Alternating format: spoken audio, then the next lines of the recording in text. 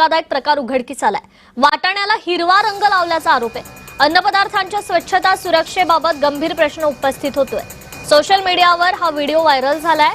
संबंधित ठिकाणी तातडीने पाहणी करून नमुने तपासण्याची मागणी होतीये।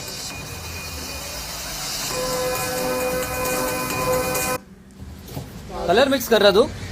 हाँ, क्या कर रहा है? कलर मिक्स कर रहा है? हाँ, ये काम करने का? ये काम नहीं। क्या कर रहा है तू? क्या कर रहा है ये तू? हाँ, ये सब क्या है? ये सब क्या कर रहा है? कलर मिक्स कर रहा है वटाना में? पब्लिक खाएगा? किधर धंधा करता तू? किधर धंधा करता है? नहीं करेगा रे दादा। हाँ? बस क्या नहीं करेगा? तू किधर धंधा किधर करता वो पहला बता। हाँ, धंधा किधर करता तू? हाँ, ये सब क्या है? धंधा किधर करता है वो पहला बता। कहाँ रहता है? इसके पैर के देख हाँ? क्या है? कलर मिक्स कर रहा तू? हाँ, क्या कर रहा है? कलर मिक्स कर रहा है?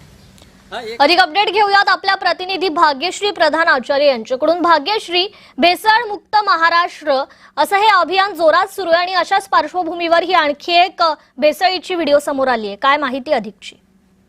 नक्कीच आपण बघतोय की तुकाराम मुंडे एकीकडे सगळ्यावर कारवाई करताना पाहायला मिळतात। अगदी मोठ्या मोठ्या हॉटेल्सवर देखील त्यांनी कारवाई केलेली आहे। मात्र आता एक जो व्हिडिओ समोर आलेला आहे तो सोशल माध्यमांवर प्रसारित होतोय, व्हायरल होतोय आणि त्या व्हिडिओमध्ये असं दिसतंय की एक माणूस आहे जो शौचालयाच्या बाजूला वाटाणे ठेवलेले आहेत कापडावर आणि त्या वाटाण्यांना हिरवा रंग जो आहे तो देताना पाहायला मिळतोय।